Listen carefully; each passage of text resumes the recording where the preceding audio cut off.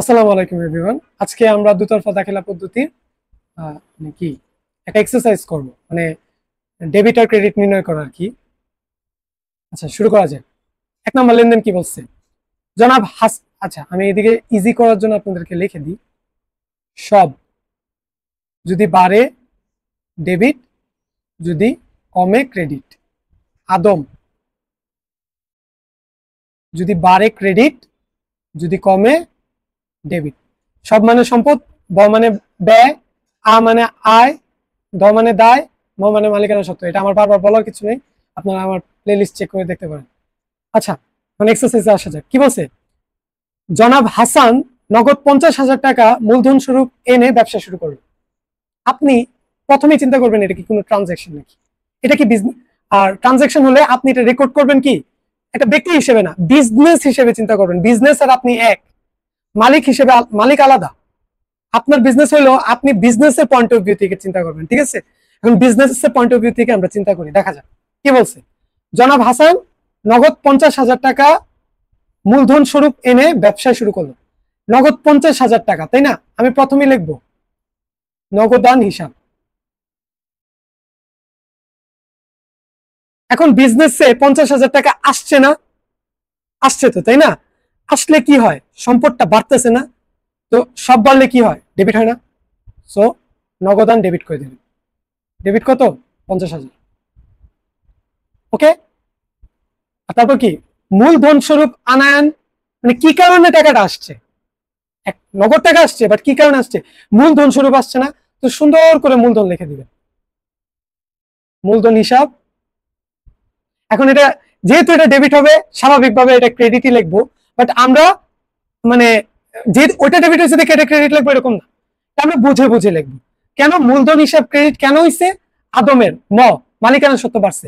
মালিকানা সত্ত্ব বাড়লে কি হয়? ক্রেডিট হয়। আমরা রিজনিং করে, ক্রিটিক্যাল রিজনিং করে লিখবো।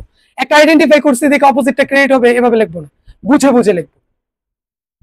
50,000, ঠিক আছে? 2 নম্বর লেনদেন কি বলছে? অফিস। আমি কিন্তু আপনাদের এই বই দেখিও নেই, মানে আমি কিন্তু এসএসসি তে মানে আমার সায়েন্স ছিল, আমি এগুলো পড়িও নেই। আমি এইচএসসি তে আমার বুঝতে হয়েছে, আমার আরো কঠিন হয়েছে বুঝা। এখন আপনারা তো মানে শর্টকাটে বুঝতেছেন, আমি এগুলো অনেক মানে খুঁজে টুজা অনেক ভিডিও টিডিও দেখে তারপর একটা কম্পাইল করে আমি আপনাদেরকে শেখাচ্ছি। আচ্ছা, যাই হোক, এখানে কি বলছে? অফিসের জন্য আসবাবপত্র ক্রয় করা হলো। তো অফিসের জন্য যেহেতু আমার আসবাবপত্র ক্রয় করা হয়েছে, তার মানে কি আমার কি হয়েছে? ক্রয় করছি। ক্রয় করলে আমার এটা ব্যয় হয়, কিন্তু এখানে ঘটনা আছে। যত রকম ক্রয় আছে না, আপনি মনে করেন পণ্য, এটা আমি আপনাদেরকে কিভাবে বুঝাই, এটা সামনে বুঝাবো। আপাতত বুঝাই, যদি কোনো সম্পদ ক্রয় করে, যেমন আসবাবপত্র কি একটা সম্পদ, এটা একটা স্থায়ী সম্পদ, তো ওই সম্পদের নাম লিখবেন, ঠিক আছে? ক্রয় আর বিক্রয়ের যে ঝামেলাটা, এটা আমি আপনাদেরকে পরে বুঝাবো, যেমন এখানে বুঝাবো, এই লেনদেনে বুঝাবো, ঠিক আছে? যদি কোনো সম্পদ বলে, মনে করেন আসবাবপত্র বলছে, তাই না? যদি মেশিনারি বলে বা কলকবজা বলে, সুন্দর করে ওই সম্পদের নামটা আমরা লিখবো। এখানে কি আসবাবপত্র না? আসবাবপত্র হিসাব। আর অফিসের জন্য আসবাবপত্র ক্রয় করা হলো, তো আসবাবপত্র নামে একটা সম্পদ আসছে, আবার নগদ নামে একটা সম্পদ চলে গেছে না? আপনি যেহেতু কিনছেন, কেউ তো আপনার ফ্রিতে দিবে না, নগদ টাকা আপনার বিজনেস থেকে কি চলে গেছে, তো নগদান হিসাব।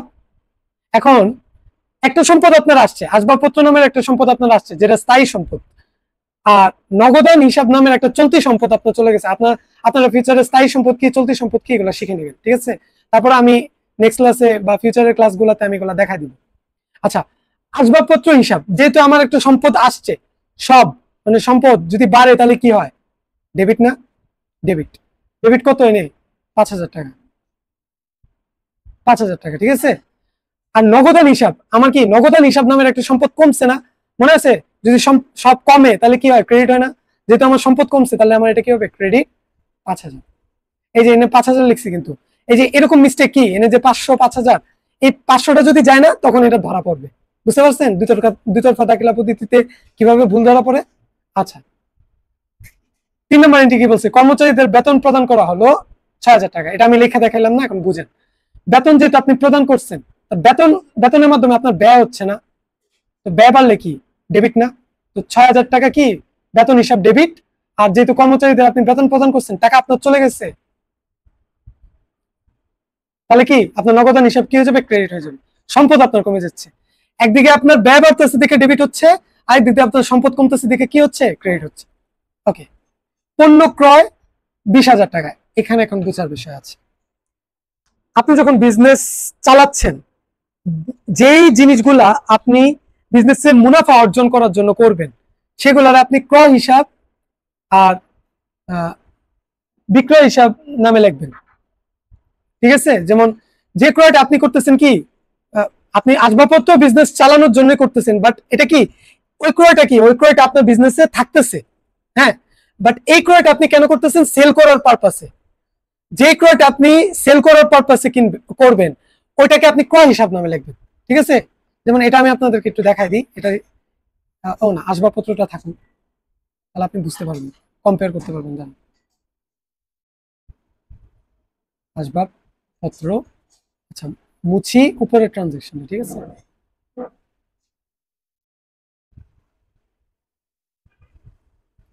আচ্ছা, এটা 2 নম্বরের জাবেদা বা দুতরফা দাখিলা পদ্ধতি, যাই বলেন। আচ্ছা, 4 নাম্বার ক্রয় হিসাব আমি কি লিখবো?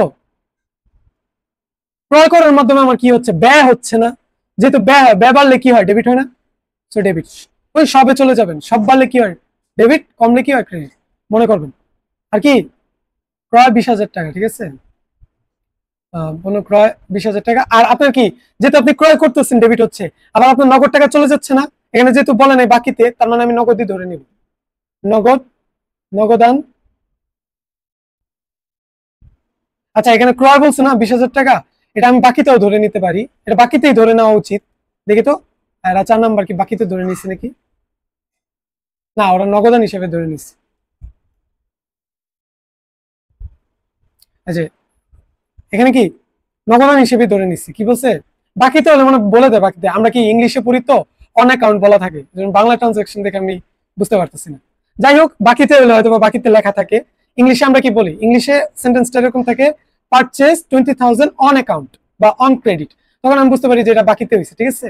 তো এখানে আমি বুঝতে পারিনি বাংলায় লেখা দেখে। আচ্ছা, যাই হোক, কি বলছে? ক্রয় হিসাব 20,000 টাকা, আমার কি হচ্ছে? এখানে ক্রয় হচ্ছে যেহেতু ব্যয় বাড়তেছে, আমার ডেবিট হচ্ছে, আর নগদ টাকা যেহেতু আমার চলে যাচ্ছে, সো আমার কি হবে? ক্রেডিট হবে। সম্পদ আমার কি কমে যাচ্ছে, সো আমার এটা কি ক্রেডিট হবে। ঠিক আছে? 20,000, 20,000। এখন এই দুইটা লেনদেন লেখার পারপাসটা কি? আসবাবপত্রটা আপনার বিজনেসে থাকতেছে, এটা একটা স্থায়ী সম্পদ, কিন্তু যখনই কোনো ক্রয় করবেন, আপনি কিন্তু লিখতে পারতেন পণ্য, পণ্য হিসাব ডেবিট, তাই না? কিন্তু পণ্য হিসাব ডেবিট না লিখে আপনি ক্রয় হিসাব কেন লিখছেন? যদি কোনো ক্রয় আপনি সেল করার পারপাসে করেন, তাহলে ওটা আপনি ক্রয় হিসাবে লিখবেন। ঠিক একইভাবে কোনো বিক্রয় আপনি যদি সেলস করার পারপাসে করেন, তাহলে কি সেটা আপনি বিক্রয় নামে লিখবেন। ঠিক আছে? যেমন সম্পদ যদি আপনি বিক্রয় করেন, মনে করেন আসবাবপত্র যদি আপনি বিক্রয় করেন, তখন কিন্তু আসবাবপত্র বিক্রয় হিসাব লিখতে হবে। এগুলা সামনে আরো এক্সারসাইজ করতে করতে আপনারা বুঝতে পারবেন। তাহলে আপাতত এটুকু মনে করেন, যদি সেলিং এর পারপাসে কোনো ক্রয় করেন, সেটা ক্রয় হিসাব নামে লিখবেন। ঠিক আছে? ক্রয় হিসাব ডেবিট, নগদান হিসাব ক্রেডিট। আর যদি এটা বাকিতে হয়, তাহলে ক্রয় হিসাব ডেবিট হবে, নগদান হিসাবের জায়গায় তখন হবে কি? প্রদেয় হিসাব ক্রেডিট। এখন আপনাদের, আমি যতটুকু জানি, এসএসসিতে হয়তো বা পাওনাদার হিসাব নামে লেখায়। ঠিক আছে? বাট ইন্টারে, অনার্স লেভেলে সব জায়গায় প্রদেয় হিসাব নামে লেখায়। দেখি বাকির লেনদেন আসলেই দেখা যাবে। ঠিক আছে? আপাতত আপনারা এইটুকুতেই থাকেন। আচ্ছা, 5 নাম্বার কি বলছে? ব্যাংকে জমা দেওয়া হলো 25,000 টাকা। তার মানে কি আমার ব্যাংকে টাকা বাড়তেছে, হ্যাঁ, ব্যাংকে যেহেতু আমার টাকা বাড়তেছে, ব্যাংক নামের সম্পদটা বাড়তেছে, তাহলে কি ব্যাংক হিসাব ডেবিট হবে, আর কি নগদ নামের সম্পদটা কমতেছে, নগদান হিসাবে আমার ক্রেডিট হবে। ঠিক আছে? এখানে কিন্তু স্পষ্ট করে বলে নাই এটা কি মালিক অতিরিক্ত মূলধন দিচ্ছে নাকি। এখন আপনাদেরকে বোঝানোর জন্য হয়তো বা ইজিলি দিতে পারে, দেখি তারপরও ট্রানজাকশনটা কি দিচ্ছে। 5 নাম্বার না, এরা এটাই দিচ্ছে। 5 নাম্বার কি দিচ্ছে? ব্যাংক হিসাব ডেবিট, নগদান হিসাব ক্রেডিট। আমি যেটা বলছি সেটাই। ব্যাংক নামের ব্যাংক, আপনি এখন চিন্তা করতে পারেন ব্যাংকে টাকা রাখা আর নগদে টাকা রাখা একই কথা না। বিজনেসের পার্সপেক্টিভ থেকে চিন্তা করেন, বিজনেসের ব্যাংক অ্যাকাউন্টে আমার 25,000 টাকা গেছে, সো ব্যাংকে সম্পদ বাড়ছে, হ্যাঁ, আর বিজনেসের যে নগদের যে হিসাবটা ছিল, ওইখান থেকে 25,000 টাকা কি কমে গেছে, সো এটা আমার কি ক্রেডিট হয়ে গেছে। সম্পদ কমে গেলে ক্রেডিট হয়ে যায়। ওকে। পণ্য বিক্রয় করা হলো 18,000 টাকা, এখানে কি হইতেছে নগদ টাকা আমার আসতেছে। হ্যাঁ, তার মানে কি নগদান হিসাব, যেহেতু নগদ টাকা আসতেছে সম্পদ বাড়তেছে, নগদান ডেবিট। আর বিক্রয় যেহেতু আমার বাড়তেছে, বিক্রয়ের মাধ্যমে আমার কি হচ্ছে, এখন সম্পদ বাড়তেছে দেখে একটা ডেবিট হয়েছে দেখে আরেকটা ক্রেডিট দিয়ে দিবেন এমন না। চিন্তা করবেন বিক্রয় কেন ক্রেডিট হচ্ছে। বিক্রয় ক্রেডিট হচ্ছে কারণ বিক্রয় একটা আয়, বিক্রয়ের মাধ্যমে আমার আয় হচ্ছে, সো বিক্রয় আমার জন্য কি ক্রেডিট। সো আমার কি হবে, নগদান ডেবিট হবে, বিক্রয় হিসাব ক্রেডিট হবে। 6 নম্বর এন্ট্রি দেখেন, এই যে 6 নম্বর দেখেন, নগদান হিসাব ডেবিট, বিক্রয় হিসাব ক্রেডিট। কেন, পণ্য বিক্রয়ের ফলে নগদ অর্থ বৃদ্ধি পাওয়ায় তা ডেবিট, অন্যদিকে পণ্য বিক্রয়ের ফলে আয় বৃদ্ধি পাওয়ায় বিক্রয় হিসাব ক্রেডিট। অলওয়েজ মনে রাখবেন, সব যদি বাড়ে ডেবিট, সব যদি কমে ক্রেডিট, আর আদম যদি বাড়ে তাহলে ডেবিট, আদম যদি কমে তাহলে ক্রেডিট।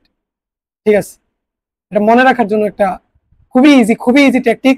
ইভেন এক্সাম হলে দরকার হলে আপনি লেখা রাখবেন সব আর আদম, যেন আপনার না আটকাতে পারে কোনো জাবেদাতে। আপনারা কোনো জাবেদা আটকাবেন না যদি এটা আপনারা পারেন, বুঝতে পারেন। একবার বারবার দরকার হলে আমার প্লে লিস্টটা দেখেন, বারবার বোঝার চেষ্টা করুন, আর এক্সারসাইজ গুলো বারবার দেখেন। আচ্ছা, বিজ্ঞাপন বাবদ চেক প্রদান করা হলো 7,000 টাকা। তো আমার এখানে কি হচ্ছে, বিজ্ঞাপন নামে একটা খরচ হচ্ছে না, বিজ্ঞাপন যেহেতু আমার খরচ হচ্ছে, বিজ্ঞাপন খরচ হওয়ার কারণে ব্যয় বৃদ্ধি পাচ্ছে, ব্যয় বৃদ্ধি পেলে হয় কি ডেবিট। আর যদি আর চেক প্রদান করা হয়েছে, যেহেতু চেক প্রদান করা হয়েছে, এখন কি আমার নগদ টাকা কমে গেছে, নগদান কমে গেছে না, ব্যাংক হিসাব কমে গেছে, ব্যাংকের থেকে টাকা কমছে, সো ব্যাংক হিসাব কি হবে, ক্রেডিট হবে। ঠিক আছে, ব্যাংক নামে সম্পদটা কমছে, ক্রেডিট। আচ্ছা, তারপর যেমন দেখাই দিই, তারপরও আপনাদের ইজি হবে। 7 নম্বর, এই যে দেখেন, বিজ্ঞাপন খরচ হিসাব ডেবিট, ব্যাংক হিসাব ক্রেডিট। এক্সপ্লেনেশন আপনাদের বই আছে, আপনারা পড়ে নিন, বুঝাই দিচ্ছে অলরেডি। কমিশন পাওয়া গেল, কমিশন যেহেতু আমি পাইছি, আমার নগদ টাকা আসছে, তাই না, নগদ টাকা আসার মাধ্যমে কি আমার নগদান ডেবিট হয়েছে। ঠিক আছে, নগদান ডেবিট হয়েছে, আর কমিশন কি আমার একটা আয় না, আমার আয় বাড়তেছে না এক ধরনের। হ্যাঁ, আমি একজনের কাজ করে দিছি যেটার কারণে আমার সে কমিশন দিচ্ছে, আমার আয় বাড়ছে না, সো আমার যেহেতু আয় বৃদ্ধি পেয়েছে, সো আমার কি কমিশন হিসেব কি হবে, ক্রেডিট হবে। তো নগদান ডেবিট, কমিশন ক্রেডিট। এই যে দেখেন, যদি বলতো কমিশনের টাকাটা ব্যাংকে জমা দেওয়া হয়েছে, তাহলে আপনি কি করতেন, ব্যাংক হিসাব ডেবিট করে দিতেন, আর কমিশন আয় হিসাব কি ক্রেডিট করে দিতেন। এক্সপ্লেনেশন পড়ে নিন। ব্যাংকের নিকট হতে সুদ পাওয়া গেল, তো আমার ব্যাংকে বাড়তেছে, ব্যাংকে যেহেতু টাকা আমি পাইতেছি, তাহলে ব্যাংকে অটোমেটিকলি ব্যাংকে টাকা বাইরে যাবো, সুদ পাইতেছি, তো ব্যাংক হিসাব ডেবিট হয়ে যাবো। আর কি কারণে আমার টাকাটা বাড়তেছে, ব্যাংক সুদ আয় হিসাব থেকে কি হচ্ছে, আমার আয় হচ্ছে না, এই জন্য আমার ক্রেডিট হবে, আয় বৃদ্ধি পাচ্ছে দেখে ক্রেডিট হবে। এই যে দেখেন, যে ব্যাংক হিসাব ডেবিট, ব্যাংক সুদ হিসাব ক্রেডিট। এখন আপনি বলতে পারেন এখানে ব্যাংক হিসাবটা কেন বাড়াইছে, চিন্তা করে দেখেন, আপনার ইন্টারেস্ট দিলে তো অ্যামাউন্ট আপনার ব্যাংকেই বাড়ে, তাই না, নগদ টাকা কি ব্যাংক এসে আপনারা দেয় যে স্যার আপনার 1,200 টাকার ইন্টারেস্ট পাইছেন, না, সে জাস্ট আপনার অ্যাকাউন্টে ব্যালেন্স বাড়ায় দেয়, তাই না। এই যে এক্সপ্লেনেশনে দেখেন, ব্যাংক সুদ মঞ্জুর করায় ব্যাংক ব্যালেন্স বৃদ্ধি পেয়েছে, ফলে ব্যাংক ডেবিট হয়েছে, সম্পদ বাড়ছে তাই ডেবিট, অন্যদিকে সুদ নামক আয় বৃদ্ধি পেয়েছে তাই ক্রেডিট হয়েছে। এক্সপ্লেনেশন গুলো পড়েন, আর ওই সব আর আদমে রিডাইরেক্ট করেন, দেখবেন বোঝা খুব ইজি হয়ে যাবে। যারা ইংলিশ ভার্সনে, তারা ডিলার ওয়ার্ডটা মনে রাখেন। ঠিক আছে, ডিলারের প্রথম 3টা পার্ট যদি বাড়ে ডেবিট, প্রথম 3টা পার্ট যদি কমে তাহলে ক্রেডিট, আর পরের 3টা পার্ট যদি বাড়ে তাহলে ক্রেডিট, পরের 3টা পার্ট যদি কমে তাহলে ডেবিট। আমার একটা শর্ট আছে ইউটিউবে, আপনারা ওই শর্টটা দেখে নিতে পারেন। আচ্ছা, যাই হোক, 10 নম্বর এন্ট্রি কি বলছে, ধারে পণ্য বিক্রয় করা হলো 15,000 টাকা। 15,000 টাকার পণ্য আপনি কি করছেন, সেল করছেন, তো সেল করার মাধ্যমে আপনার আয় হচ্ছে না, সো আয় হওয়ার কারণে কি বিক্রয়ের মাধ্যমে আপনার আয় হচ্ছে, তাহলে বিক্রয় হিসাব আপনার কি হচ্ছে, ক্রেডিট। আর আপনার কাছে যেহেতু ধারে বিক্রয় করছেন, এই টাকাটা আপনি ফিউচারে পাবেন, যখন আপনি ফিউচারে কোনো টাকা পাবেন, সেটাকে আপনি অ্যাকাউন্ট রিসিভেবল বা প্রাপ্য হিসাব নামে লেখেন। এভাবে এটা যাবে দেওয়া হয়, প্রাপ্য হিসাব, হয়তো বা এসএসসি তে দেনাদার হিসাব নামে লেখা হয়। ঠিক আছে, দেনাদার ডেবিট হয়, আর আমার কি বিক্রয় যেহেতু হইছে, সেলস যেহেতু হইছে, বিক্রয় আমার কি হবে, ক্রেডিট। বিক্রয়ের মাধ্যমে আমার আয় হইছে তাই ক্রেডিট। আর প্রাপ্য হিসাব বা দেনাদার, এটা আমার কি, এটা আমার বিজনেসে কি মানে সম্পদ না, এই টাকাটা আমি ফিউচারে এই ব্যক্তির কাছে আমি পাই না, এর কাছ থেকে আমি টাকাটা পাবো না ফিউচারে, সো এটা আমার জন্য কি, সম্পদ বাড়লে কি, ডেবিট। এখন দেখেন এটা কি, ডেবিট, আর এটা ক্রেডিট। 10 নম্বর এন্ট্রিটা দেখেন,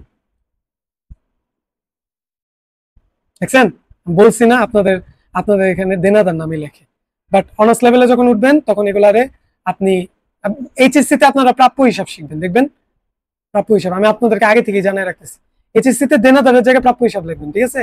আর অনার্সে এই জিনিসটা just English translation, account receivable, ঠিক আছে। এই যাই হোক, দেনাদার হিসাব ডেবিট। আমার কি হয়েছে, ধারে বিক্রয়ের ফলে দেনাদার হতে অর্থ আদায়ের অধিকার পাওয়ায় দেনাদার নামক কি সম্পদ বৃদ্ধি পেতেছে। আমি টাকাটা ফিউচারে তার কাছে পাবো না, সো এটা আমার জন্য সম্পদ। যেহেতু এটা সম্পদ বাড়তেছে ডেবিট, আর বিক্রয়ের মাধ্যমে আমার আয় বাড়তেছে, সো আমার এটা ক্রেডিট।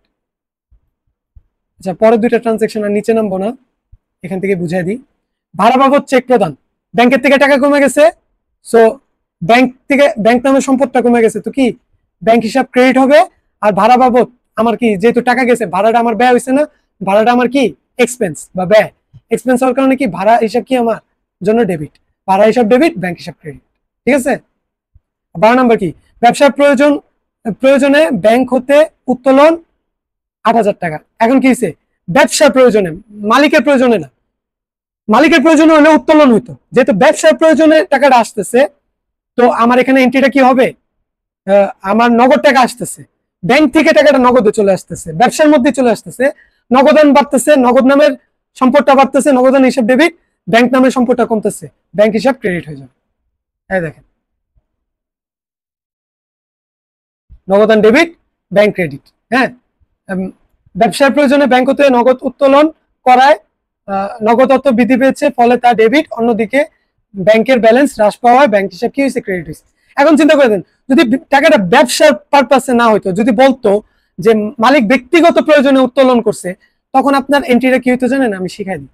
তখন আপনার হইতো যে উত্তোলন, তখন আপনারা লিখতেন উত্তোলন হিসাব ডেবিট, মালিক তুলে নিচ্ছে, ব্যবসার মধ্যে মালিক নিয়ে আসে নাই, মালিক ব্যক্তিগত প্রয়োজনে তুলে নিচ্ছে। মনে করেন আমি আমার আমার বেতন দেওয়ার জন্য ব্যবসা থেকে টাকা তুলছি, আমার ব্যক্তিগত প্রয়োজনে তুলছি, তো আমি উত্তোলন হিসাব ডেবিট করতেছি।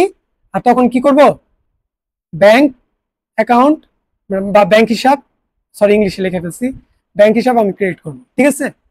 এখন উত্তোলন ডেবিট কেন হচ্ছে, চিন্তা করে দেখেন, মালিকানা সত্ত্ব, আদমের মধ্যে মালিকানা সত্ত্ব না, মালিকানা সত্ত্ব যদি বাড়ে তাহলে যদি ক্রেডিট হয়, আর যদি কমে তাহলে ডেবিট হয়, তাই না। চিন্তা করে দেখেন, আপনি যখন বিজনেস থেকে টাকা উত্তোলন করে ফেলতেছেন, তো বিজনেস থেকে আপনি মনে করেন 8,000, এখানে 8,000 টাকা বলছে না, 8,000 টাকার একটা দাবি আপনার বিজনেসে ছিল না, ওই দাবিটা কি আর থাকে, যেহেতু দাবিটা কমে যাচ্ছে, মালিকের দাবি কমে গেলে কি হয়, ডেবিট হয় না, তো উত্তোলন ডেবিট হয়। বুঝতে পারছেন। যাই, এই আর কিছু না, আমি যতটুকু কঠিন ভাবে বলার আমি বলে দিচ্ছি, আর এগুলো আপনারা প্র্যাকটিস করে নিয়েন, কাজটা আপনারা প্র্যাকটিস করে নিয়েন। বাকিটা নেক্সট ক্লাসে আলোচনা করবো না, আজকের জন্য এইটুকুই। আশা করি আপনাদের দুতরফা দাখিলা পদ্ধতিতে কোনো রকম প্রবলেম হবে না। আপনাদের সর্বপ্রথম আইডেন্টিফাই করবেন কোনটা লেনদেন, লেনদেন আইডেন্টিফাই করার পরে আপনারা, এটা দুটা পক্ষ হবে, দুটা পক্ষের মধ্যে আপনি কি করবেন, 5টা হিসাবে ফেলাবেন, ওই যে সম্পদ, ব্যয়, আয়, দায়, মালিকানা সত্ত্ব। হ্যাঁ, মালিকানা সত্ত্বের মধ্যে এখন আপনাদের পরে মনে রাখবেন, যদি সব বারে ডেবিট, সব কমলে ক্রেডিট, আদম যদি বারে ডেবিট, আদম যদি কমে তাহলে ক্রেডিট। এভাবে আপনারা প্র্যাকটিস করতে থাকেন, আশা করি আপনারা আটকাবেন না। ধন্যবাদ, আসসালামু আলাইকুম। আপনাদের ফিউচারের আরো অনেক ক্লাস দিব, তার জন্য আপনারা আমার চ্যানেলকে সাবস্ক্রাইব করতে পারেন, আর আপনারা আমার প্লেলিস্টে গিয়ে এগুলো বিস্তারিত ক্লাস দেওয়া থাকবে, আপনারা দেখে নিতে পারেন। ধন্যবাদ, আল্লাহ হাফেজ।